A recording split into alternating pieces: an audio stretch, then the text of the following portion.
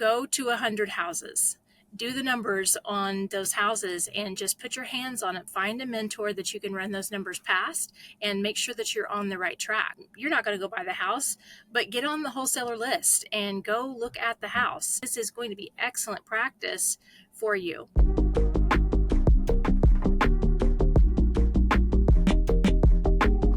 Kathy, thank you for joining me for our Thought Leader Spotlight series. I'm your host over here, Matt Camp, head of partnerships at DealMachine. And on these, we really like to shine an industry spotlight on experts like yourself, hear your inspiring stories and see how you see the real estate world evolving. So today, really excited to welcome on Kathy Portley. You have been in real estate for nearly 20 years, have a ton of experience and an incredible personal journey, along that way. You're the president of the Tulsa REIA, and just in general, a community growth developer, a content creator. You're just phenomenal at sharing your knowledge. So thank you so much for coming on and doing that with our audience as well. Yeah. Thanks for having me. I appreciate it. Yeah. Can you tell me a little bit more? I know I mentioned, and you told me on a past call about how you got into real estate a little bit here. Can you kind of tell our audience about that? Because I know a fair number of people on here are probably along their own personal journey, trying to do that first deal, trying to really break into this world. Yeah. So I first started in manufactured homes in 2004. I was a manufactured home salesperson. That license comes through the state used motor vehicle division. I really didn't think I knew anything about real estate. Turns out for 10 plus years, I'd been doing project management and land use development and, designing the house and doing all kinds of real estate. I've had the railroad abandoned and the alley reinstated and all those things that aren't real estate. In my mind, I didn't think they were. When we had the housing market crash in 2009, I went away to teach, got my teaching license, taught 1 year, couldn't afford to do that, and went back into the industry and kind of hit a glass ceiling there and went into lending instead. And pandemic happened just about that same time. And I had 2 young men living in our house with us. My sons both had a friend and they weren't related, but they lived in our house. And so, I had to help them to get the driver's license and the birth certificate and all those things. Once I got them stabilized, somebody else wanted to learn, and so my sons and their friends kept asking more and more people to come into what they called the council. And it turned out to be a mentorship that I had in my house for 2 years. I was teaching young men how to, about Think and Grow Rich and Rich Dad Poor Dad and how to sew a button and how to treat a girl and all those things. I really firmly believe if we don't have a strong young men, we don't have a strong society. And so that was really a kind of a passion of mine. Somebody wanted to learn about stocks. I got them a stock mentor. Somebody wanted to learn about business. I had someone teach them about how to write a business plan. Some of them walked away with businesses. And then somebody wanted to learn about real estate. I just didn't think I knew anything. So I reached out to somebody and they pointed me in the direction of the REIA. Long story short, I just took it from 1,900 people to we have over 14,000 people in the group now. Wow. Yeah, a lot of investors and all the service professionals that go along with that, contractors, lenders, real estate agents, title companies, if they touch real estate investing, they're in the group. And it's just a very healthy community. It's very vibrant and I'm happy to help facilitate that. Yeah, and you're so humble about it too. I mean, it's amazing what you've accomplished there. So, one thing I was curious, you've coached so many, as entrepreneurs, like you said, like you mentioned, young men in general. Like when you see people, when you see things click, when you see people get on that right journey, and maybe be struggling at all beforehand, like what are those things that go right for them? Like, what are those things? Is it a mindset shift? Is it a vision of where they're taking things? Like, I would love to hear just in your own thoughts, like how you've been so successful helping people along this journey and where you see people really hitting checkpoints that, hey, I'm going the right direction. I think the skill that I have the most is that I'm what I call a master connector. So I really listen to people and wonder what it is that they need on the journey where they are. And then I know somebody else whose journey I also heard and think, oh, those should those people should meet, and certainly they do. And then then they do business together. I say this quite a bit. I'm sure some of the people that are around me have heard this one time or 100 times. I'm not sure which, but when I say I don't know two people that have the same entrance, performance, or exit strategy, that is true. Even with all those 14,000 people, even with people that are not inside the Tulsa REIA, but just maybe they have a different organization that's similar to the Tulsa REIA or other REIAs outside of Tulsa. I know quite a few people, and I don't know two people that have that same pathway. We all come with different sets of knowledge. We all come with different resources, different understanding of real estate and capabilities and propensities. So that's the thing I think that I do the best, is just connecting people, listening to what it is that what their goals are, and what it is that they need, and then just make sure that there's a tool for them to do that. And I think that's really how Tulsa REIA has grown, is just making sure that it had all the pieces that no matter what industry sector they were in, they have something that can help them grow. Yeah, I love that. Do you know, so if you're somebody watching this video and you're kind of struggling from going 0 to 1, you're trying to get that first deal done or trying to kind of get over that first major hump, get that first big win, especially, in our space, it's go do that first deal. That first deal really kind of changes how people think a lot of times as well. If you're kind of going through that journey, I know it's every journey is different. They're all unique from that perspective, but do you have any advice for that person on how to assess, like, how to get over that hump, how to really keep going, how to know they're on the right path? Like, I love for your perspective there, just because you've helped so many people do that. Yeah. So there's a question I posed in the group this morning that I wanted people to give advice if they'd done over 5 deals, and there was just a ton of advice that was just excellent advice. And one of the best pieces was to go to 100 houses, do the numbers on those houses, and just put your hands on it. Put the numbers together. Find a mentor that you can run those numbers past, and make sure that you're on the right track. So the more often that you can see something and you can practice it, you're not going to go buy the house, but get on the wholesaler list and go look at the house.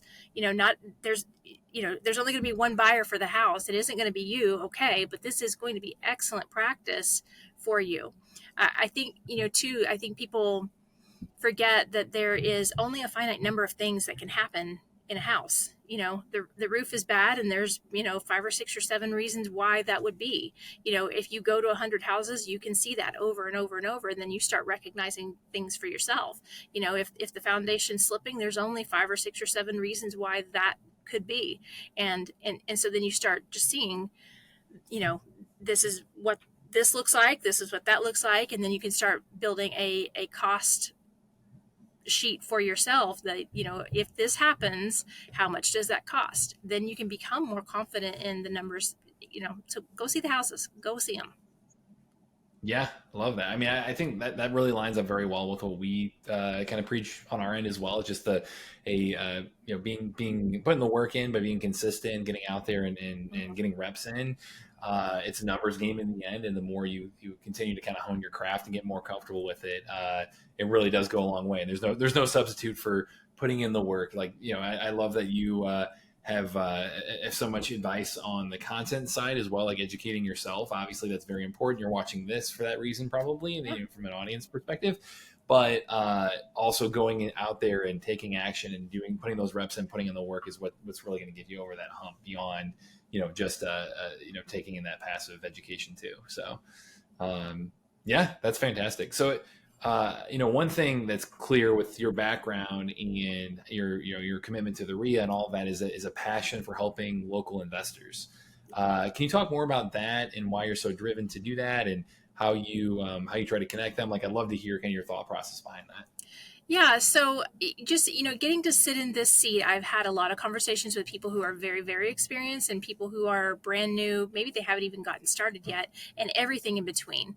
And, there's something consistent that happens, is that, we're all looking to build wealth for ourselves. We're all looking to stabilize our families. And, as we have an economy that is changing faster than we've ever had, it seems that there's ups and downs and ups and downs. And And this is one way for people to really get in and get themselves stabilized. So real estate is very attractive for that reason. I think one cautionary tale I would say to newer investors is do not over renovate. If if you're a wholesaler, you don't have to worry about that so much. But I'll tell you about that in a second. But if you're doing fix and flips and holding, then you certainly want to make sure that you're not just getting excited about this new venture that you're on. You want to make sure that you stay in the budget. This is not a time to get flashy. It's a time to make it clean and safe and livable or marketable if you're doing a flip, and make sure you stay inside of a budget. Over and over and over, what I hear from newer investors is that the budget killed them. It would cost more than they expected it to be. Yep, fair. As far as wholesaling goes, I would say put your wholesaler hat on and run the numbers as if you were wanting to make the wholesale fee that you intend for yourself, but also put the investor's hat on. Make sure that you are looking at it from that investor's perspective to make sure that the numbers work, because you can do a one-off or you can do regular business, and so you want to make sure that you're working alongside if you identify a buyer, you want to make sure you understand their model, because again, not any two investors have the same model. So if you're running your numbers off of a model that doesn't work for a particular investor, you might get some feedback that you don't like. But if you work very closely with a buyer that does have a buy box that you can work with, then you can both make deals and you can repeat and repeat and repeat. Yeah, love that. I mean, that's something too. I mean, on our end, we have a variety of people. I mean, watching this that are wholesaling with the aspirations of becoming a flipper / buy and hold. Is there anything else that you think really separates those people? I know you mentioned you've had a lot of really successful people in the group, and then a lot of newbies, obviously. Are there any other separators of what you see the most successful people doing that the newbies could emulate a little more quickly in their journey? Yeah, be willing to walk away from it. Be willing to walk away from what looks like a deal. And a lot of people buy too high, and then they renovate too high, and then they cannot sell, and they sell too low, and then they have to write a check at the end. You have to make sure that you really know those numbers, really stay within the budget, but be willing to walk away from a deal that looks like it could be a deal, but if the numbers don't work, they just don't. So unless you're on the equity game, unless you're trying to buy with anticipated equity over time, if it's losing money, then it's going to cost you. Yep. And tough to stay in business when you're doing that. So it is. Yeah. So I'd love to talk a little bit more about the REIA as well, the Tulsa REIA. Can you tell? I mean, how many you said was it 1,900 to 14,000? Is that what you said there? Yeah, that's what it did. Yeah, I was saying. So you scaled, you scaled the Tulsa REIA group from 1,900 to 14,000. Like how are you able to accomplish that? What are some of the lessons you learned that other people could take away and apply to their own groups and apply to just community building in general?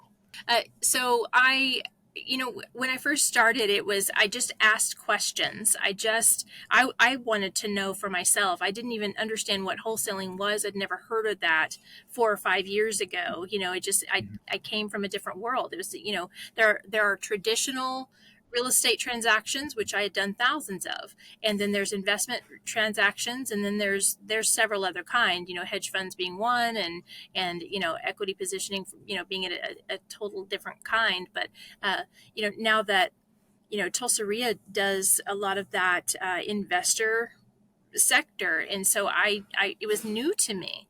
Even though I'd been in real estate for so long, the investor sector was very, very new. So in wanting to learn wholesaling, I would ask a wholesaler, but I would ask somebody else, and they were also a wholesaler. Wait a minute, they do different things here, and so they use different tools. They dispose of the houses differently, and so then it dawned on me that, okay, wholesalers, even though they are wholesalers and they're different from fix and flip, they actually may have different strategies to wholesale, and so there's people that have auto dialers like, like DealMachine has, and, Mhm. and some people are just hand dialing on the weekends when they get a time, and so there's so many different strategies. And when I got the chance to talk to people, when whatever sector they were in, whether it was commercial or mixed use development, when I get to have these conversations with people, I I ask them what they need. And sometimes it's contracts, and sometimes it's they need a lender, and sometimes they have a special situation, and I go out and find a tool for that, or I bring in a speaker for our event for that. And just trying to make sure that all of our investors are supported. As a matter of fact, I want Yeah. to make sure all of our contractors or all of our lenders are supported in what they're doing. What I find is, having sat in this seat for a while now, and having learned, some of the ugly side of investing, is that, and we're seeing this everywhere, is that, we'll have federal initiatives or local initiatives that kind of restrict investing. Let's say short-term rentals, for instance. There's some restrictions on short-term rentals. You can't do it at all in some cities, and you can't do it in some neighborhoods and others. And landlord tenant laws are kind of something similar. And Tulsa REIA does advocacy for those kinds of things. But what I find is, like, when you have attraction centers, like, Tulsa Remote is one attraction center, or the fact that Oklahoma Mhm. is a low cost of living state, and some other investors from high cost of living states come to invest here. They are not Mhm. local. They don't have the same viewpoint of Tulsa and its history and its features as the local people. So what do I tell the local people? I you know invest here, invest here, but treat it well. Because if we just sell off to you know other cities, or hedge funds and so on, we lose what the culture of the cities that we're in. So, Mhm. I know that there are lots of opportunities across state lines, but nobody cares about the city that they live in more than those people. The one thing, Kathy, I love that you've kind of had the theme throughout this as well is your problem solving mindset.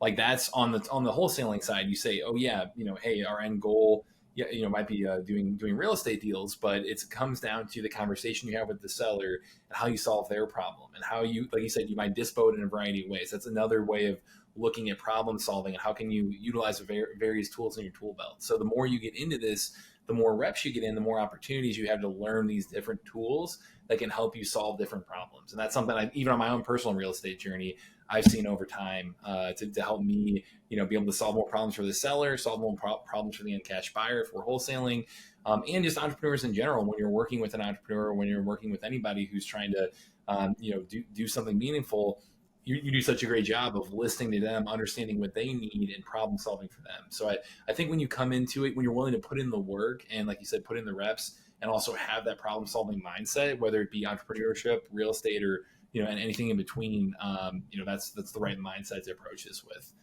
Did I? Do you think Yeah, I that got that's that? absolutely right. Yeah, yeah. I think that that's really it. A new investor. How can you meet your goals, but how can you problem solve for not just your seller but your buyer? There's all kinds of opportunities, and guess what? Everybody can win. There's enough room for everybody. In a Yeah. particular deal, it does not have to be one person gets the lion's share of the win. It can be so that everybody gets to win in the deal. Yeah, when you're doing it right, the seller's happy, the cash buyer's happy, you're happy as the wholesaler, or flipper, or whatever whatever your exit strategy is. So, Yeah. um, fantastic. Yeah. I can say this, that there are laws, not just in Oklahoma. I'm seeing it popping up all over the country, where there are wholesaling laws that are getting more and more restrictive. Uh, Oklahoma has some wholesaling laws. There are some ethical ways to get around it. I think one thing that I pride myself on this, that Tulsa REIA has a standard that we really insist upon, for for investors here in Tulsa. Not everybody gets to be part of the Tulsa REIA, if they can't meet that standard. And Mhm. I'm seeing that there are some investors that are harming sellers. I've seen a couple of deals come out of California. They pay, let's say, $1,000 for the house, and I mean that, 1,000 for the house, but then want to pay it out over 30 years, and that's the wholesale contract. And that's really harmful to the sellers and to those communities. That's not a win. That's a lose, because what happens is, even though you might have won on that deal, you feel like you got a great deal and a good negotiation, and it really was not a good win, because those things go back to the state, and those states make laws against wholesaling, and those wholesaling laws get more and more restrictive. So we really have to treat the industry as if we want it to continue, and we do that deal by deal.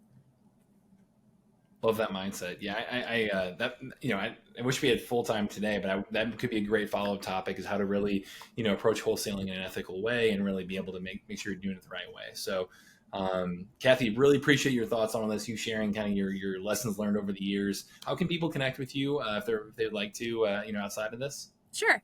So you can go to the Tulsa REIA website. It's just tulsareia.org.